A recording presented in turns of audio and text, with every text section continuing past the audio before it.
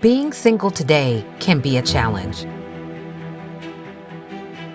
especially in the church that puts such emphasis on marriage and family. Let's talk about the elephant in the room.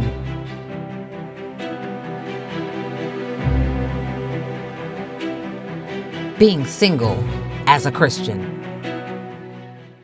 Hello, everyone, and welcome to another episode of the Big E, the Elephant in the Room. My name is Melissa. Today, we are going to be talking about singles, being single today as a Christian. There is so much talk over the years that, there's some taboo conversations about being single. Why are people single? You need to get married by a certain age. And if you're single too long, there's something must be wrong with you.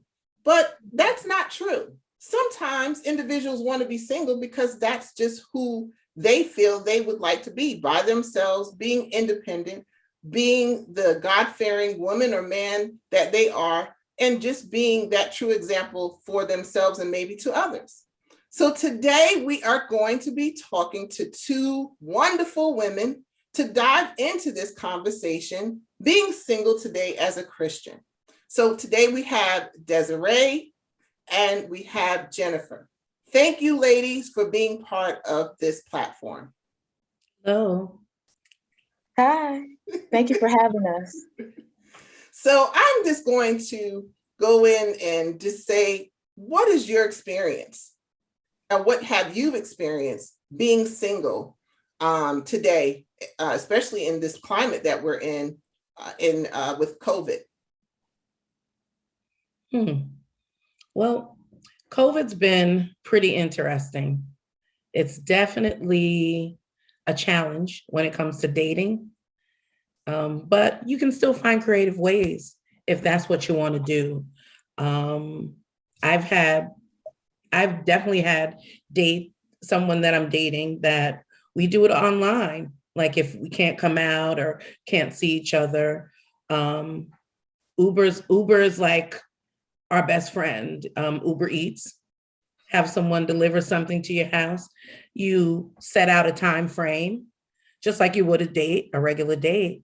You get dressed and you conversate with the person during, and chat with them online. I've done that before and it works fine. And you kind of almost get to talk a little bit more than you would on a regular date. So you find out a little bit more, you get to probe a little bit more. So it's great. Mm-hmm. Mm-hmm. And what has been your experience, Jennifer? I will say being single during COVID has felt more lonely than being single like pre-COVID. Because pre-COVID, it seems like, even though I'm single, I'm spending a lot of time with friends, spending a lot of time with family, and being in person with another individual is very important to me. So even though, you can do like, the FaceTime calls or doing things over the internet, the type of person that I am, I really enjoy interaction a lot more if it's in person.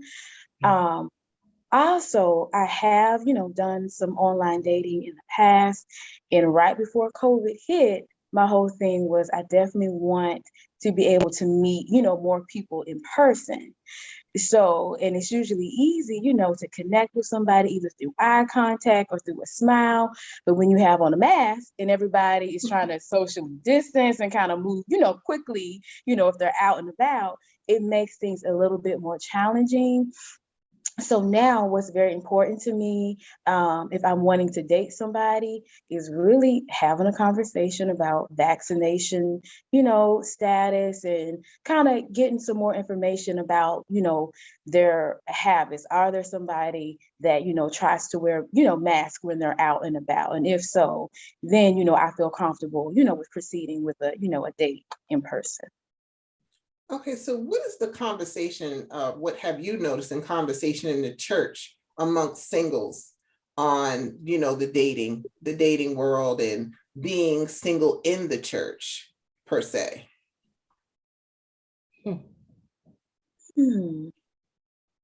To be honest, and I've been in church my whole life, okay?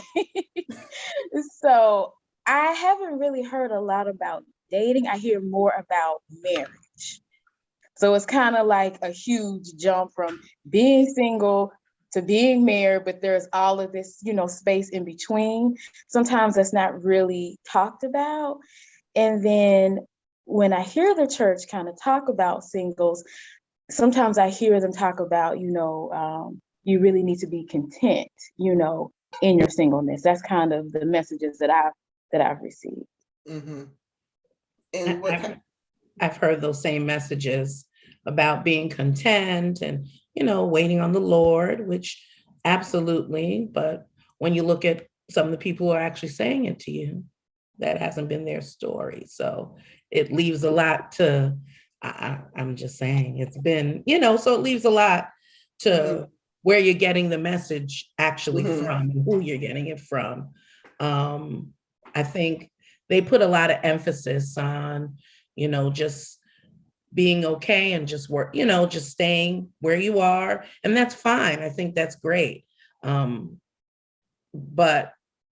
there's that other piece that they are leaving out. And Mm-hmm. there is a space, there is a gap when it comes to that. So are individuals looking, do you think, more towards a husband or a wife outside of the church more they are inside of the church today? Well, growing up, I was always taught that if you were not equally yoked, then you're not doing it. I was always taught that you're supposed to find someone who was in the church. As time went on, I realized that that's not always the case because they're not there.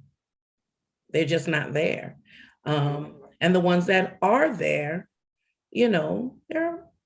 everyone has issues, but there's a lot that goes on that your parents don't see on the surface. They just see that nice young man and they don't know what's going on with them behind the scenes, or that nice person. And, why don't you speak to that person? Or you should be introduced to, when they don't really know that person's background, where they come from, what they have going on, what their issues are. So then they look at you as you're being picky because you just don't want to pick up anything. That's one of the reasons some of the congregational things that we used to go to as young people, camp meeting, things like that, where I didn't want to go anymore because they would ask you the most ridiculous questions as to why you're not married. Oh, you're a nice girl. Why are you single? But we're the eligible men who actually want to be married. And your that I don't know their history. Yeah, exactly. Okay. Exactly. And what is your insight of what you've seen, Jennifer? I don't know if people nowadays are looking more outside of the church than in the past, but I feel like people are not limiting themselves to just looking within the church. Especially with the rise of social media. You have Facebook, you have Instagram. So there's a lot of different avenues to meet people. And if you are someone that, wants a partner that has a relationship with God, just because somebody's in the church does not mean that they have that relationship. That just means that they regularly attend church. So I think people are a little bit more open-minded to know that you can find that person outside of the church that may still have the same, values that you have. So, okay, so I'm going to go into something that I'm going to go into the dating world, Desiree, of your dating world, and Jennifer, your dating world. I'm not going to go into age, but you're in a younger generation of the dating world. And Desiree is in more of a older generation of the dating world. So that has always become also an issue between, or is it really an issue? Is it really this? Does it equal out in the ages, or do you see more people having more difficulty dating, more in a younger, older? So what have you noticed, or is it basically it's just across the board? And this is based off in the church too, because Okay. Hmm. Well, now that you put it that way, let me think about it. I do feel like, in my experience, it seems like there is a little bit more of a challenge in the church. If you are single past like a certain age, I feel like within the church, once you get this just my experience, once you get a certain age, it's like, okay, just be content in your singleness. So I think the mindset kind of gets closed off. So if you have a closed off mindset, I'm just supposed to be content, you're really not going to pursue dating or pursue a relationship. And it seems like outside of the church, in my opinion, it doesn't seem like people have the same challenges in terms of being okay with going after what they want and being proactive and kind of like in charge of their love life. Now, across the board, like for people in the church and outside of the church, I do feel like dating is difficult for all age groups, just because you got the economy, you have the pandemic. So there's just a lot of different challenges that I think everybody in every age group is facing, where it kind of makes dating a little bit more challenging. And what is your thoughts on that, Desiree? I agree with everything she said. And the reason why I say that, because I think people don't understand the dynamics that I think the church says. They have this thing of, if you're not married by a certain time, you need to be single, and that's it. And that, I mean, love finds itself, it doesn't matter the age. Right. Absolutely. And there are multiple people that have married, divorced, remarried, like myself. I was married, divorced, then remarried. But I didn't sit here and say, oh, well, now since I can't get married, because the Lord says, my time is up. No. Mm-mm. I don't know if I've ever felt that way. I'm still holding out hope. You said, well, you know what? That's the way.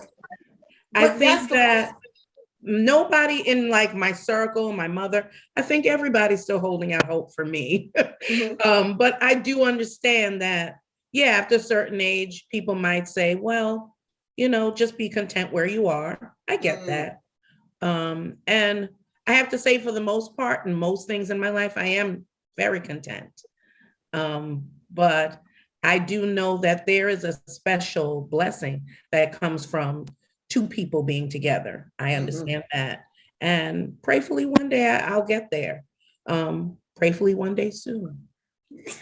In the meantime, though, I'm good. I'm not, I'm happily single.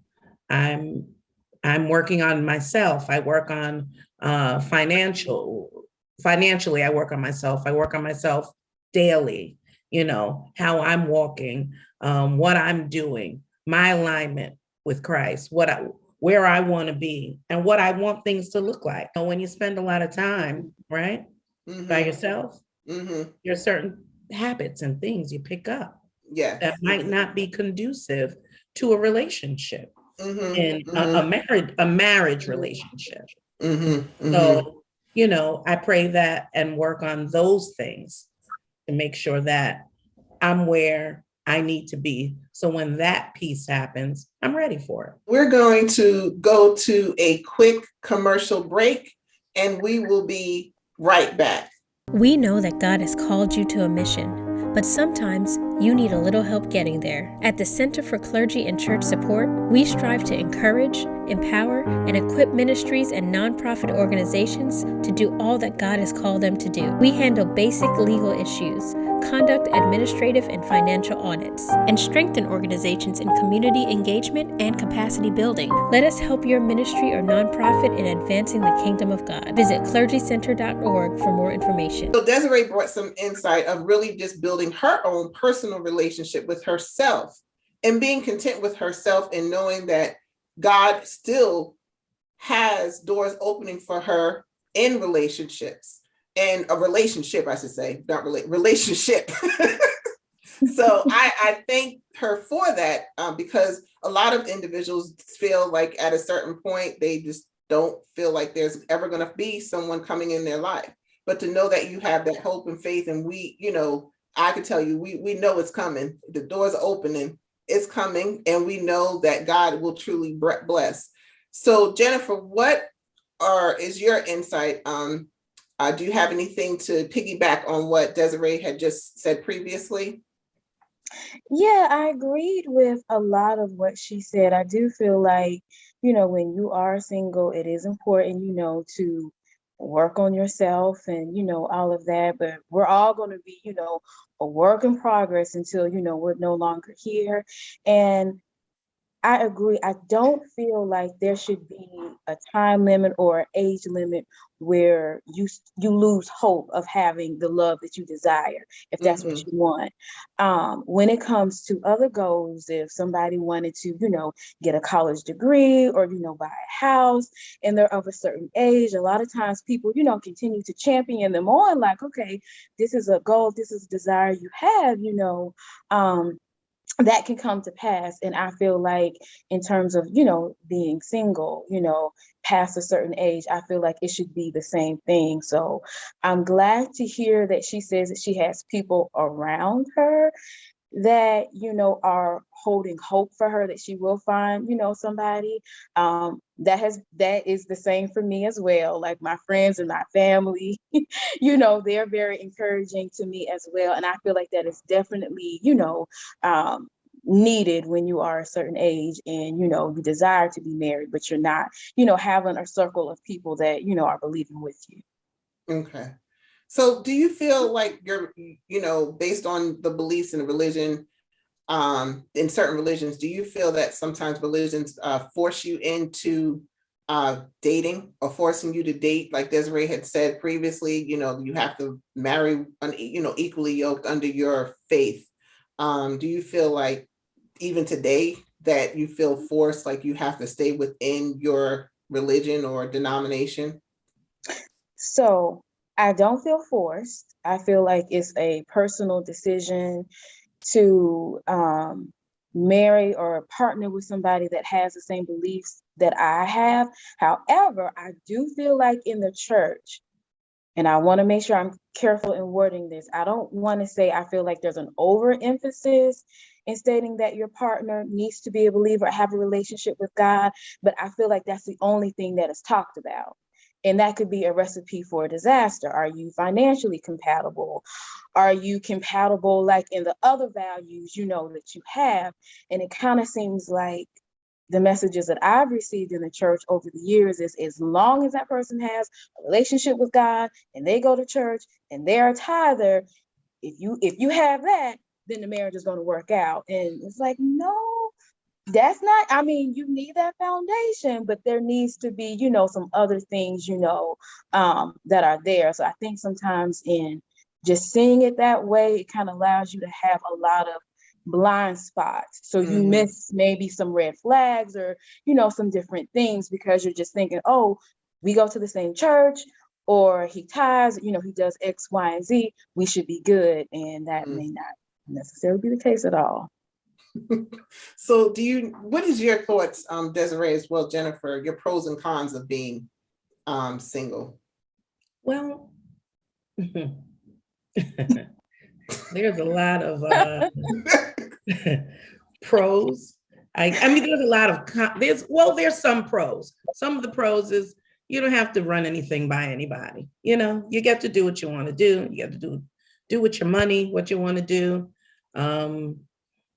But then there's that quiet time, that time where if a friend is not available, you can't find someone on the phone that you don't have that person to just turn to your left and have a conversation with, or run something by and get some feedback with somebody who genuinely cares about what you're doing and how you're doing, that piece of it. I think one of the biggest drawbacks for me is in my late 40s, realizing, oh, wow, time has passed and I have no children. I think that was the biggest thing for me. And it didn't happen really until my late 40s that I saw that as a drawback of being single, not having any children. Now, we know there are other ways. I know people who have, they've done in vitro. They went to a bank and got their kids out of there so they can get pregnant and have children. It's actually, fun fact, 2019, that they labeled being single a disability by the World Health Organization. Really? I think in like 2019 is when it came about as an actual disability. But they did it more so that people who wanted to have children but couldn't have them the traditional way would have the option to get grants and loans to get in vitro and other types of things so that they can have kids. Gotcha.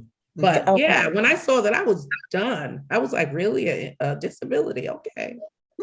But yeah, I think that might have been the drawback for me, not having offspring, not having a child.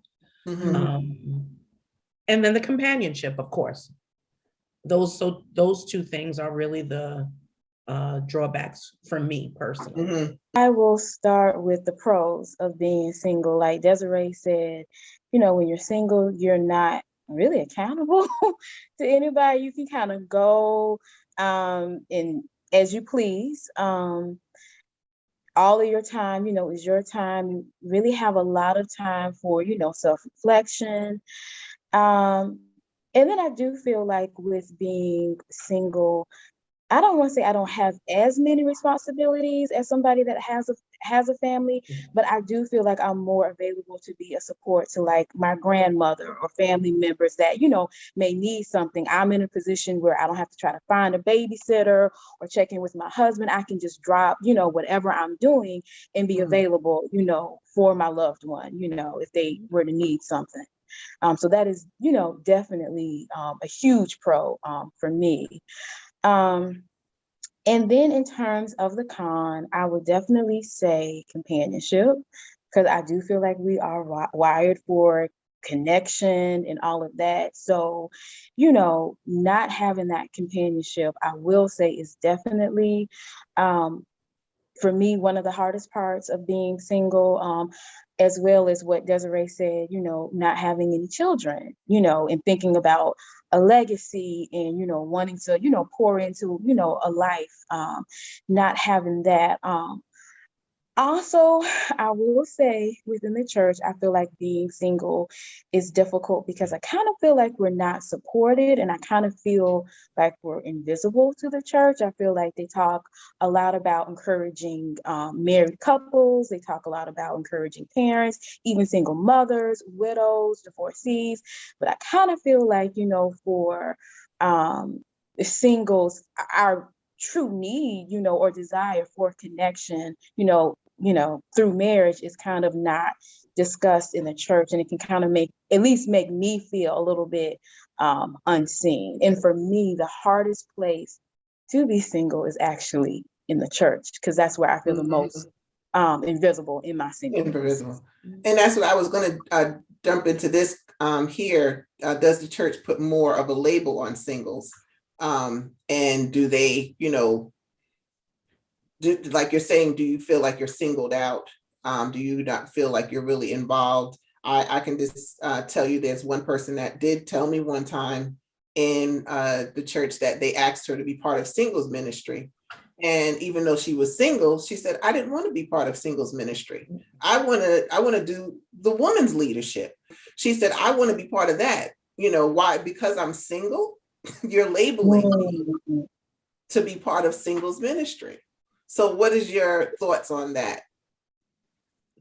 I feel like they definitely put a label on you where you're almost less than because you aren't married. That's something that I found working in the church. Also, in that aspect, when you're single, they and working in the church, if you have an office or you're doing something, they expect you to use all your time. You could be working in the church Monday, Tuesday, Thursday, Friday night rehearsal. I mean, me personally, your time is different than everybody else's time because you don't have a husband at home.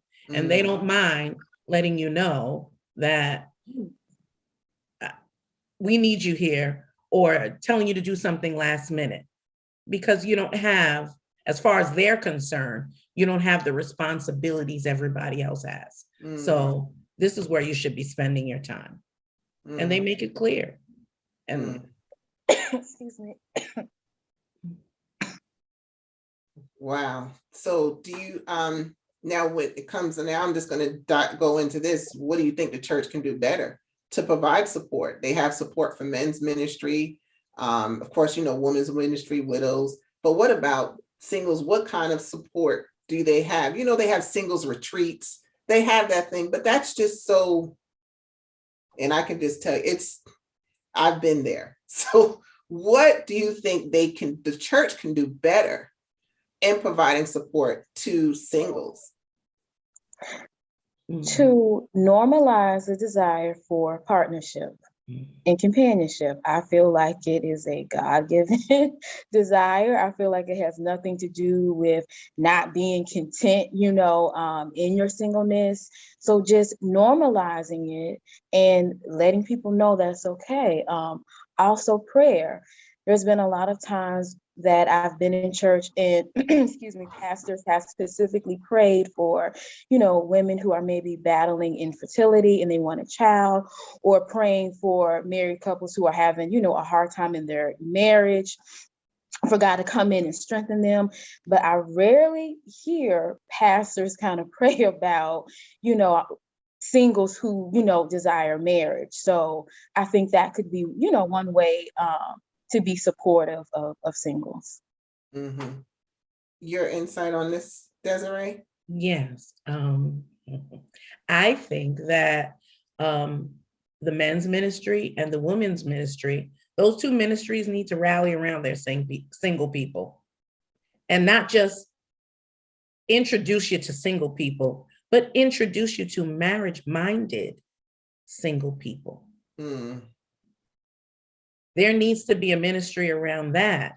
You're married. You all are in, you should have those type of meetings. You all should be just surrounding these single people and working with them. Just being single is not enough. Okay, he's single. Why don't you talk, maybe you should speak to that person. But seeing where these people are at, seeing if they're suitable for marriage. Everybody doesn't want to get married. Do you think that because sometimes they don't have these rallies for the singles, these marriage, is because they're dealing with their own discrepancies? And how can they really be a support to the singles if they're still dealing with their own vices in marriage?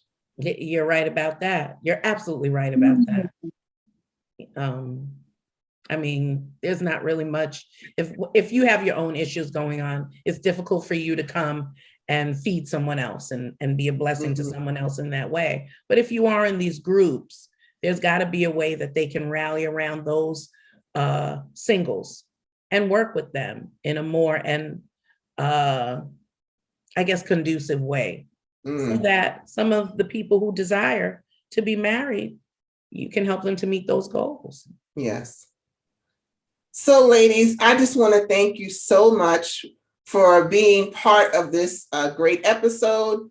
You ladies continue to strive, continue to put God first, continue to love on yourself, because no matter what, despite all, don't allow anyone to discourage you or just make you feel less than, because you're still a child of God, and God is blessing you now, and he will bless you continually from this day forward. So I want to thank you ladies again for being part of the Big E, the elephant in the room, where we speak about the unspeakable.